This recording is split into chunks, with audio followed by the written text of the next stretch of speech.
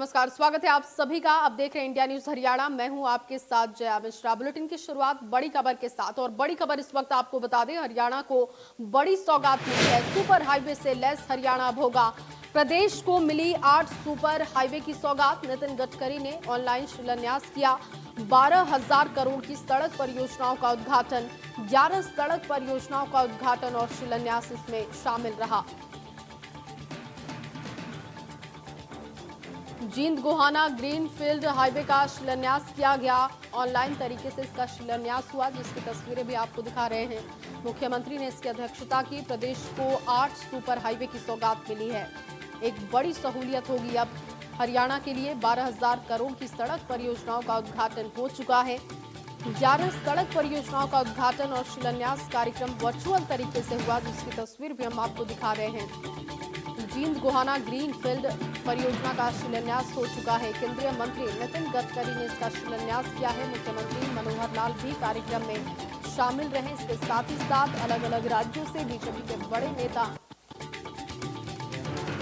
इस परियोजना के शिलान्यास और उद्घाटन के साक्षी बने हैं। और आपको बता दें कि 12,000 करोड़ की सड़क परियोजनाओं का उद्घाटन होने के बाद व्यापारिक दृष्टि से, सामरिक दृष्टि से भी इसका लाभ होगा। साथ ही साथ अंबाला से चंडीगढ़ पहुंचने में अब सहूलियत होगी। पर्यटन में इसका लाभ मिलेगा। पर्यटन के हिसाब से भी इसका अपना एक अलग महत्व होगा। 8 सुपर हाईवे की सौगात हरियाणा को मिल चुकी है और प्रदेश को 8 सुपर हाईवे की सौगात मिली है। दक्षिण हरियाणा के लिए खास तौर पर एक बड़ी सौगात ये है। और 12,000 करोड़ की परियोजनाओं का शिलान्यास उद्घाटन हो चुका है। 11 सड़क परियोजनाएं इसमें शामिल रहीं। जींद गोहाना ग्रीनफील्ड हाईवे का शिलान्यास भी केंद्रीय मंत्री ने किया। और प्रदेश के लिए आज का दिन बहुत ही बड़ा दिन है। 8 सुपर हाईवे की सौगात मिली है। प्रदेश को 8 सुपर हाईवे की सौगात मिलने के बाद जनता के लिए सुगमता यातायात में होगी। इसके साथ ही व्यापारिक दृष्टि से भी इसका अपना एक अलग महत्व होगा। अगली बड़ी खबर पंचकुला से है। पीटीआई टीचर्स का प्रदर्शन लगातार जारी है। सरकार से नौकरी बहाली की मांग हो रही है। विधायक प्रदीप चौधरी को पीटीआई ने ज्ञापन सौंपा है। विधायक से नौकरी की बहाली पैरवी की मांग की गई है। विपक्ष के विधायकों को ज्ञापन देने की रणनीति बनाई गई है। इससे पहले सत्ता पक्ष के विधायकों को ज्ञापन सौंपने का काम किया गया पीटीआई टीचर्स की तरफ से, और अब विपक्ष के विधायकों को ज्ञापन सौंपते हुए नौकरी बहाली की पैरवी करने की मांग सरकार से की जा रही है। आपको बता दें कि पीटीआई टीचर्स लगातार 28 दिन से धरना प्रदर्शन कर रहे हैं। 29वां दिन आज है। पीटीआई टीचर्स का प्रदर्शन अभी भी जारी है। पंचकुला से आपको बड़ी खबर बता रहे हैं। सरकार से नौकरी बहाली की मांग हो रही है, लेकिन इस बीच अब एक अलग तरीका भी पीटीआई टीचर्स ने निकाला है और इसके अंतर्गत विपक्ष के विधायकों को ज्ञापन सौंपा जा रहा है और नौकरी बहाली की पैरवी करने की मांग की जा रही है। उनका कहना है कि विपक्ष के विधायक भी सरकार के समक्ष पहुंचे और कोशिश करें बात करने की। हमारे लिए कोई रास्ता निकले, इस पर हर किसी को बैठकर बात करनी होगी। फोन लाइन पर मनोज मलिक कैथल से इस वक्त हमारे साथ इस वक्त जुड़ चुके हैं। मनोज, लगातार प्रदर्शन हो रहा है। 28 दिन का समय बीत चुका है। 29वां दिन आज है और अब विपक्ष के विधायकों को ज्ञापन सौंपने का काम किया जा रहा है। कितना कारगर ये साबित हो सकता है? जी बिल्कुल, देखिए मैं आपको बताना चाहूँगा कि आज कैथल के अंदर जो विधायक थे पुंडरी के रणधीर गोलन और जो गोला के विधायक ईश्वर सिंह थे, आज उनको पीटीआई अध्यापकों द्वारा और जो अलग से जो संस्था है जो जिनका समर्थन पीटीआई अध्यापकों को मिला हुआ है, उन्होंने आज उनको ज्ञापन सौंपा और भारी मात्रा में इकट्ठे होकर इन्होंने प्रदर्शन किया। और पुंडरी में जो रेस्ट हाउस है वहाँ से प्रदर्शन की इन्होंने शुरुआत की और उनको दोनों विधायकों को ज्ञापन भी सौंपा और उनके द्वारा आश्वासन दिया गया विधायकों द्वारा कि आपकी जो मांगे हैं ये मांगे हम मुख्यमंत्री तक पहुंचाएंगे और जल्द इनकी आपकी जो मांगे हैं आपको बेरोजगार बिल्कुल भी नहीं होने देंगे और जो भी हमसे बनेगा हम बिल्कुल करने के लिए तैयार है। और जो विधायक है, सभी विधायक है, मंत्री है, सांसद है, सभी पीटीआई अध्यापकों के साथ लगे हुए हैं। और अगर इसके बावजूद भी अगर सरकार अपना हक रखना चाहती है तो हम सरकार के साथ भी पीटीआई टीचरों के साथ जाने के लिए तैयार हैं। जी। लेकिन मनोज, एक तरफ इसको राजनीतिक रंग दिया जा रहा है। बीजेपी की तरफ से ये बात कही जा रही है कि ये जो मुद्दा है कांग्रेस के समय का मुद्दा है अगर उस वक्त कांग्रेस चाहती तो कुछ ना कुछ रास्ता निकाल लेती, लेकिन अब इसे टालने का काम किया जा रहा है। लेकिन अब पीटीआई टीचर्स जब कांग्रेस के विधायकों के पास पहुंच रहे हैं तो क्या उन्हें लगता है कि कांग्रेस मदद कर पाएगी, क्योंकि सरकार तो कांग्रेस की भी रही है। इस तरीके की परेशानी उस समय में भी इन्हें झेलनी पड़ी है।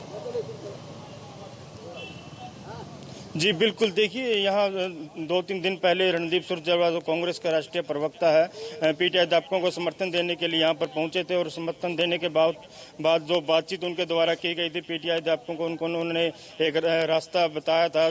और रास्ते में उन्होंने कहा था कि जितने भी जो 32 विधायक है, 31 विधायक है कांग्रेस के, वो आपका समर्थन करने के लिए तैयार है। और उनको उन्होंने एक नोट बनाने के लिए बोला कि सभी विधायकों का, विपक्ष के विधायकों का और कांग्रेस के विधायकों का और जो सांसद है सबके आप साइन करवा लीजिए, और 42-43 होने के बाद सरकार के समक्ष रखा जाएगा। विधायक का जो एमपी है और जो सांसद है, जो मंत्री है, वो आपके साथ उनके साइन भी करवाने का जो मुहिम चलाई गई थी पीटीआई अध्यापकों द्वारा, वो भी अभी जल्द से जल्द पूरी होने वाली है। और इसके बारे में जब पीटीआई अध्यापकों ने रणदीप सुरजेवाला से पूछा था कि आप, अगर आपकी सरकार होती तो आप क्या करते, तो उन्होंने तुरंत जवाब देते हुए कहा कि अगर कांग्रेस की सरकार होती तो हम दोबारा वापस आपको तुरंत लेने का, अगर सरकार आगे आएगी तो हम भी आपको तुरंत वापस लेने का काम करेंगे। जी बहुत शुक्रिया मनोज, जुड़ने के लिए, बातचीत करने के लिए। और अगली बड़ी खबर आपको बता दें, पंचकुला से बड़ी खबर है। महिला ने जीजा पर लगाया है आरोप। सेक्टर 16 पुलिस चौकी में महिला ने शिकायत दी है। महिला ने जान से मारने की धमकी का भी आरोप लगाया है। एक्साइज विभाग में कार्यरत है आरोपी और उस पर धमकी देने का आरोप लगाया गया है महिला की तरफ से। रिश्ते में महिला का जीजा है, एक्साइज विभाग में कार्यरत है आरोपी, जिस पर धमकी देने का आरोप महिला ने लगाया है और इसके साथ ही इस बात की शिकायत दी गई है। जान से मारने की धमकी दी गई है। पंचकुला से आपको बड़ी खबर बता रहे हैं, महिला ने जीजा पर छेड़छाड़ का आरोप लगाया है, साथ ही साथ जान से मारने की धमकी का भी आरोप है। सेक्टर 16 पुलिस चौकी में मामला दर्ज किया जा चुका है। इस बात की शिकायत दी गई है महिला की तरफ से। महिला का कहना है कि उसके साथ उसके जीजा ने छेड़खानी की, इसके बाद उसे जान से मारने की भी धमकी दे रहा है। एक्साइज विभाग में वो काम करता है।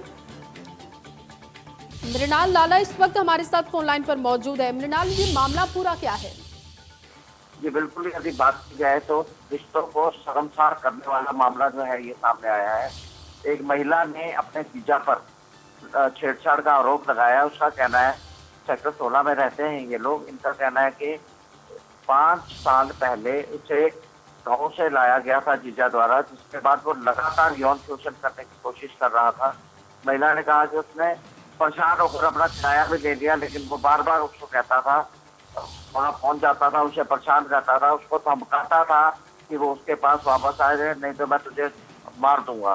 तो ऐसे में लिखित शिकायत जो है महिला ने पुलिस को दी है और पुलिस ने जो उसका जीजा है, एक्साइज विभाग में नौकरी करता है, उसके खिलाफ मामला दर्ज करके जो है जांच शुरू कर दी है इस मामले के अंदर। और जो है कहीं ना कहीं कोशिश की जा रही है कि उसको ढूंढा जा सके। एकदम से फरार हो गया। तो जैसा मैंने बताया कि शर्मसार करने वाला मामला जो है वो सामने आया है। शुक्रिया मृणाल, जुड़ने के लिए, बातचीत करने के लिए।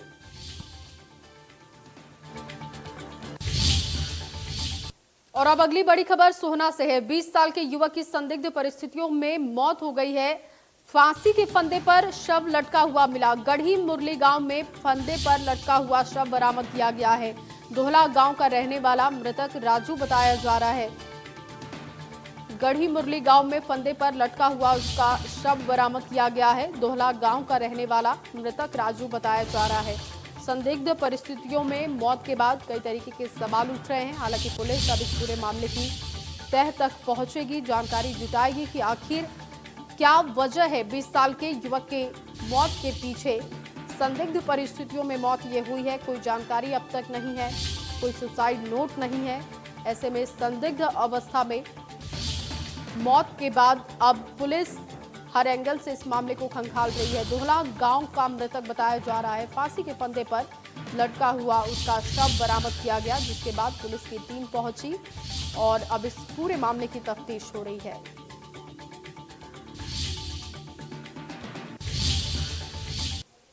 और अब खबर गोहाना से है। गोहाना की चोपड़ा कॉलोनी में एक युवक की गोली मारकर हत्या करने का मामला सामने आया है और पुलिस से मिली जानकारी के मुताबिक मृतक राकेश को अज्ञात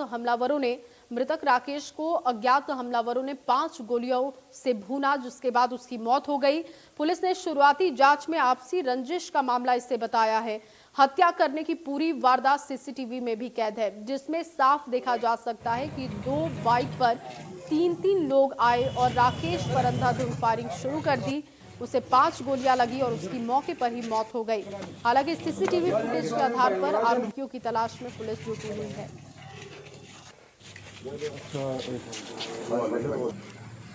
तो आपसी रंजिश का ये मामला बताया जा रहा है। ये तस्वीर भी आपको दिखा रहे सीसीटीवी फुटेज जो सामने आया है। बताया जा रहा है कि 2 बाइक पर 3 युवक सवार होकर आए थे। वो उतरते हैं, 5 गोलियां दागी जाती हैं, जिसमें मौत हो जाती है युवक की।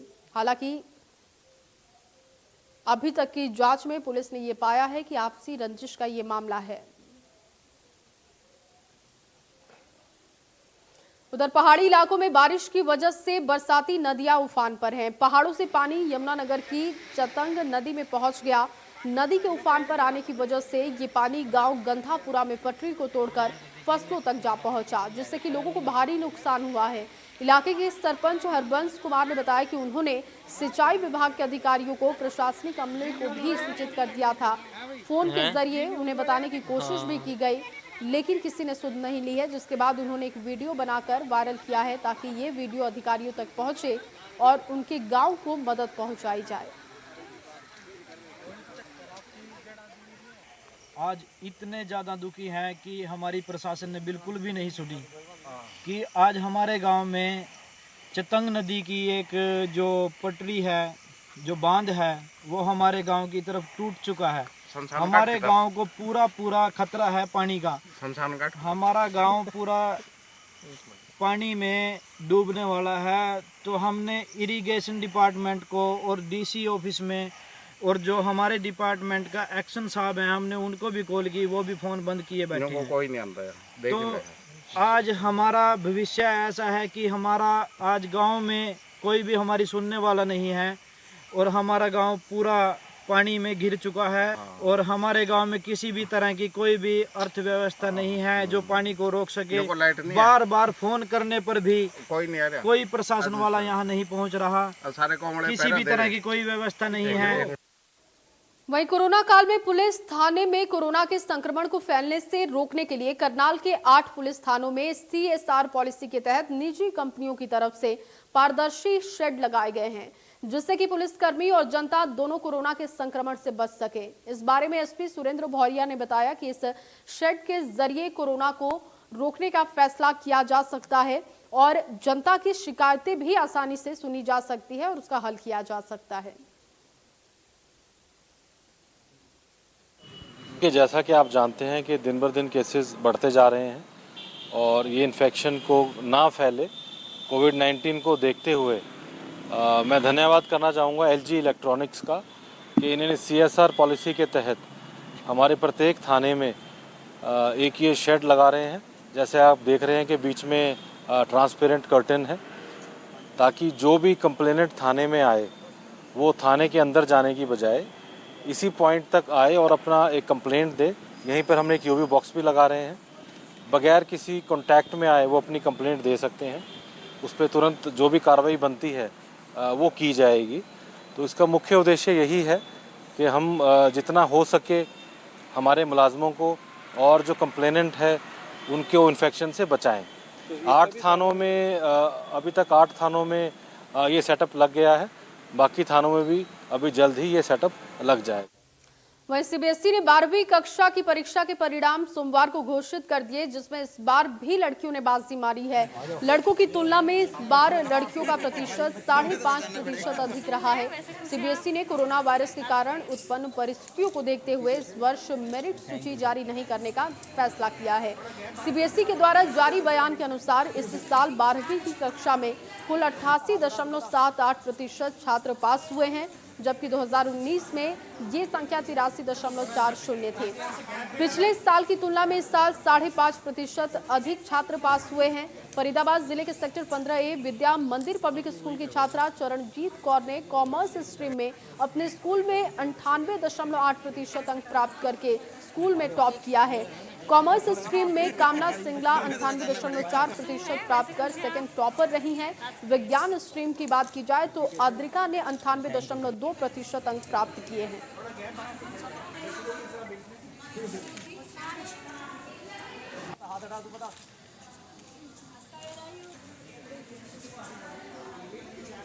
आप सभी लोगों की विशेष से शुभकामनाओं से अपने स्कूल का रिजल्ट बहुत अच्छा रहा है और जो हमारे स्कूल की टॉपर बच्ची रही है चरणजीत कौर, उसने शायद डिस्ट्रिक्ट में अपनी पोजीशन बनाई होगी।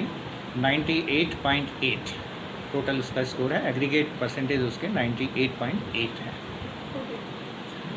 टोटलिटी में तो ठीक है, क्योंकि लास्ट ईयर भी जो हमारे स्कूल का टॉपर रहा था 98.2 था। तो इस बार हमें उम्मीद थी, चरणजीत एक बहुत ही इंटेलिजेंट लड़की और हार्ड वर्किंग है, इस बच्ची से हमें उम्मीद थी कि अराउंड 99% लाएगी ही। तो एज़ पर एक्सपेक्टेशन रिज़ल्ट है और यही उस बच्ची से उम्मीद थी, उसने पूरा किया है उसको। आपका सवाल ये था कि लास्ट ईयर के मुकाबले तो लगभग एट पार ही है, उसमें एट पार रिज़ल्ट है। सभी बच्चों ने मेहनत की और सबने अच्छे मार्क्स। हांसी में पीसीआर के नीचे आने से युवक की मौत के मामले ने तूल पकड़ लिया है। मृतक के परिजनों ने पुलिस पर हत्या का आरोप लगाया है। साथ ही आरोपी पुलिसकर्मियों को सस्पेंड करने और 302 के तहत मामला दर्ज करने की मांग को लेकर उनका प्रदर्शन जारी है। हांसी में युवक का काल बनी पीसीआर। पुलिस की गाड़ी अचानक यमराज बन गई। बाइक सवार युवक को रौंद डाला। कटघरे में हांसी पुलिस। दिल दहला देने वाले हादसे की ये तस्वीरें हांसी की हैं, जहां जींद बाईपास के पास पुलिस पीसीआर ने बाइक सवार युवक को रौंद डाला। पुलिस की गाड़ी के नीचे आने से गगनखेड़ी गांव के रहने वाले रविंद्र नाम के युवक की मौके पर ही मौत हो गई। लेकिन जब इस हादसे की सीसीटीवी फुटेज सामने आई तो पुलिस कर्मियों पर ही कई गंभीर सवाल खड़े हो गए। सीसीटीवी फुटेज में आप देख सकते हैं, सड़क के किनारे पुलिस की गाड़ी और बाइक सवार रविंद्र रुककर कुछ बात करते दिखाई दे रहे हैं। इस दौरान अचानक बाइक सवार युवक भागने की कोशिश करता है, लेकिन पुलिस की गाड़ी पीछे से आती है और रौंद कर चली जाती है। हाँ जी, वो मेरा लड़का था, श्री राम की दुकान पर काम करता था और कल उसका मामा जी आया हुआ था, इसलिए वो घर आ रहा था। और 5-6 बजे छुट्टी करके नगर आने की तैयारी थी। उसको पता लगे दिन में चाय पानी पिलाया था, उधर रुके भी थे दोपहर को। तो उसके पीछे पीसीआर लगी हुई थी पुलिस वाली। तो किस कारण से पुलिस पीसीआर लगी हुई थी, कुछ बताओ? नहीं, वो दुकान पर काम करता था जी, पूरे दिन हाजिरी में रहता था, हमने नहीं पता। इसलिए हिसार जा लिए थे, तब पता लग गया था कि इस तरह लड़का हिसार है, लेकिन आसी रेफर हुआ तब भी नहीं पता था। परिजनों का हत्या का आरोप, पुलिस कर्मियों पर कार्रवाई की मांग। पुलिस की गाड़ी से हुए इस हादसे के बाद मृतक के परिजनों ने पुलिस पर हत्या का आरोप लगाया है। परिजनों के मुताबिक यह हादसा नहीं बल्कि हत्या है। पुलिस कर्मियों पर कार्रवाई की मांग को लेकर परिजनों ने मिनी सचिवालय के गेट पर शव रखकर प्रदर्शन किया। परिजनों का लगातार प्रदर्शन जारी है और वे आरोपी पुलिसकर्मी को सस्पेंड करने और मामला दर्ज करने की मांग कर रहे हैं। ऐसा है, ये एक मामला सामने आया है कि भी पुलिस की गाड़ी से पीसीआर से और ये हादसा हुआ है। इसके अंदर ये बोल रहे हैं कि भाई हमने आंखों देखा है, जो सविता काजल है, कुलदीप है, इन्होंने बताया कि भाई हमने आंखों से देखा है और इसके ऊपर 302 लगनी चाहिए। हमने इसमें 302 और जो विक्टिम जो है, ये जो एक्सपायर डिसीज्ड है, ये SC/ST कास्ट से बिलोंग करता है, तो इनकी मांग के अनुसार इसमें SC/ST एक्ट लगा दिया है। अब आगे इसके फर्दर जो कार्रवाई होगी वो वेरिफिकेशन करने के बाद में जो भी बात सामने आएगी उसी के अकॉर्डिंग हम आगे कार्रवाई कर देंगे। जाहिर है पुलिस कर्मियों पर परिजनों के आरोप गंभीर हैं। सीसीटीवी फुटेज भी परिजनों के आरोप को काफी हद तक पुख्ता कर रही है। ऐसे में इस मामले का सच सबके सामने आना जरूरी है। Bureau report, India news, Haryana. और चलिए रुकते हैं एक छोटे से ब्रेक के लिए। ब्रेक के उस पार देखेंगे देश प्रदेश की 25 बड़ी खबरें।